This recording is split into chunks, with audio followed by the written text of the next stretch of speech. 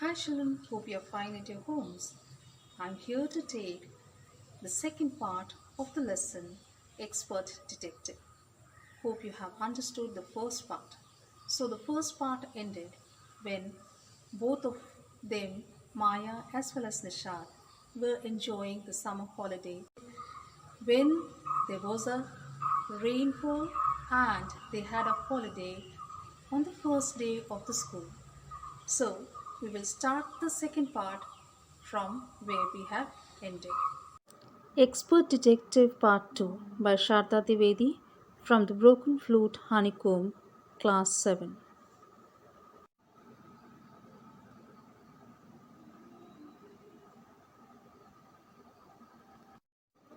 I wrote in large block letter, catching a crook, expert detective Nishad and Maya Pandit by appointment to the whole world. Now Maya is saying that she wrote in block letters catching a crook, expert detective Nishad and Maya Pandit by appointment to the whole world. Officially chosen by someone important. By appointment to means officially chosen by someone important. Then I began writing. About half an hour later, I turned towards Seven, who was lying on his tummy, chin cupped in his palm, reading comics. Want to hear what I have written? I asked. So now Maya is saying that after writing for about half an hour, she turned to Seven, lying on his tummy, chin cupped in his palm, reading comics. Want to hear what I have written? She asked. He looked up questioningly. Now, Seven, after hearing this, he looked in a just a question mark came to his mind. I have listened to all the fact we know about Mr. Nath, which might help us to trap him. I said, want to hear? Now she said that as she suspect Mr. Nath, she said I had written everything about him to trap him. Do you want to hear it? Seven nodded. So what did Seven do? He just nodded. Fact number one, I read. His name is Mr. Nath. We must discover his first name. Now she said that fact number one is that name is Mr. Nath and we have to discover his first name. Do you think that's his real name, Maya? Nishad asked. So now Nishad is asking, is it his real name? Probably not, I said. Most crooks have an alias. I added a big question mark after Nath. Now she said that every crook has an alias, means an additional name. I added a big question mark after Nath. So after Nath, she added a big question mark. Fact number two, I read on. The tenants at Shankar's house say he's mad, strange, and unfriendly. Now she's saying that she's referring to the tenant Shankar's house, and she says that he is mad, strange, and unfriendly person.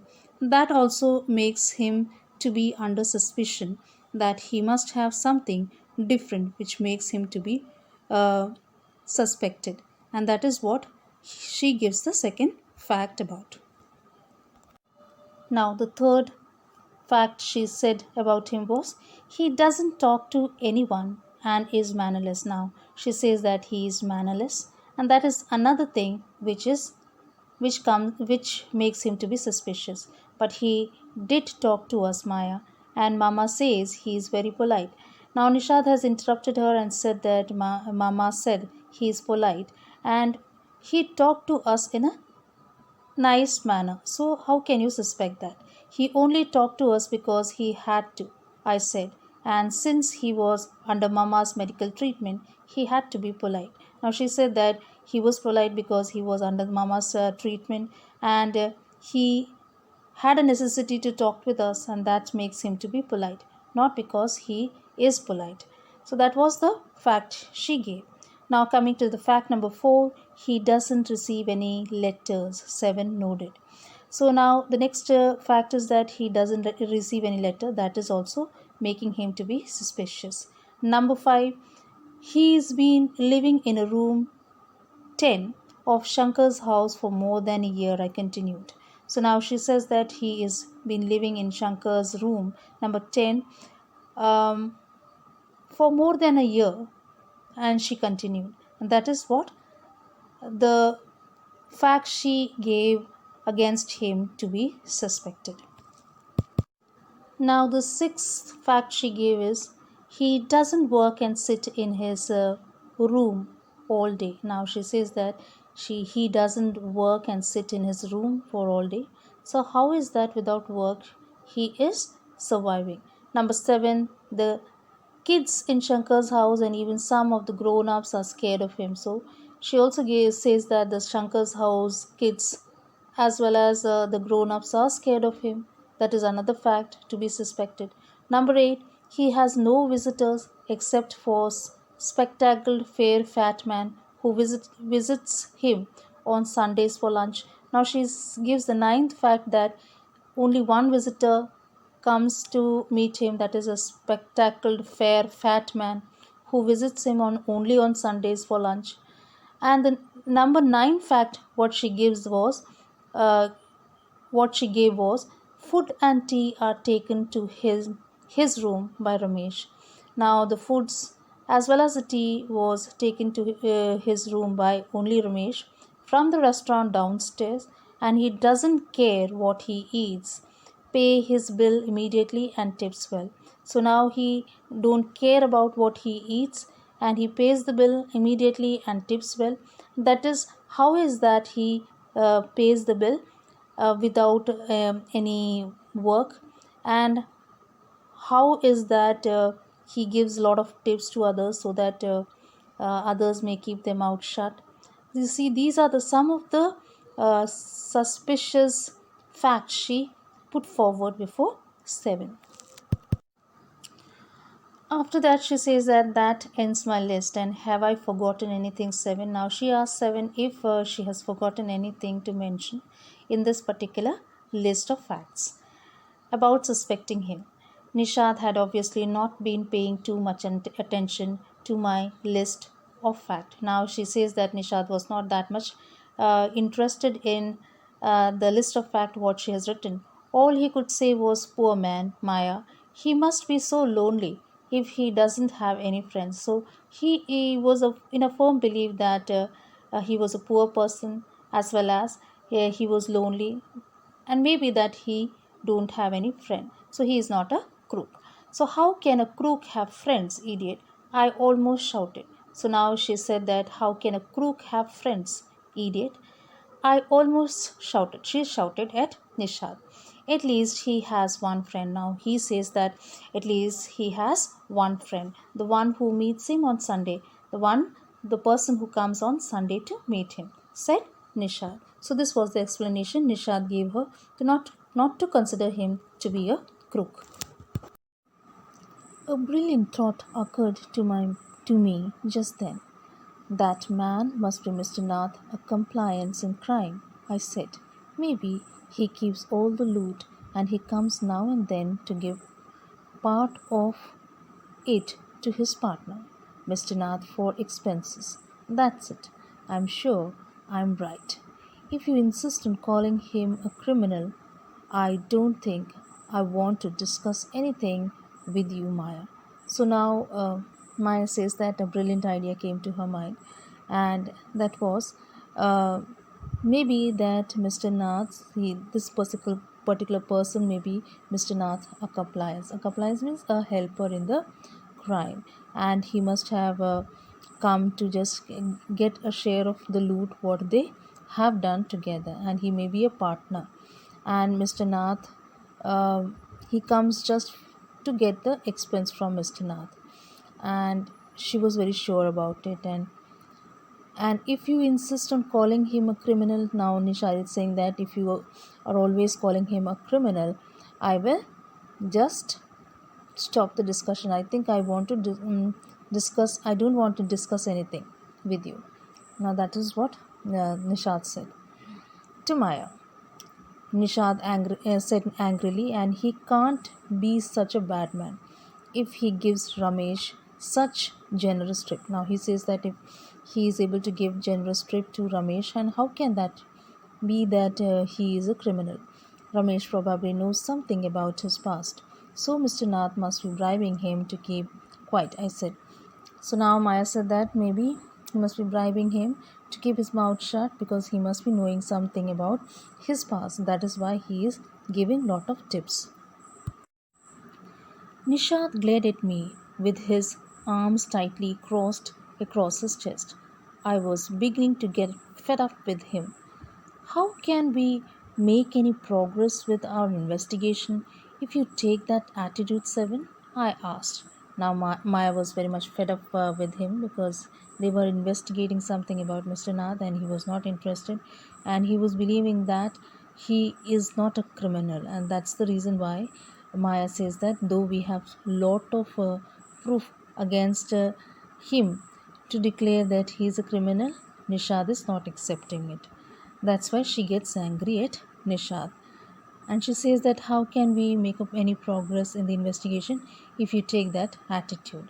I will cooperate only if you give up this idea about him being as an escaped crook, Seven said.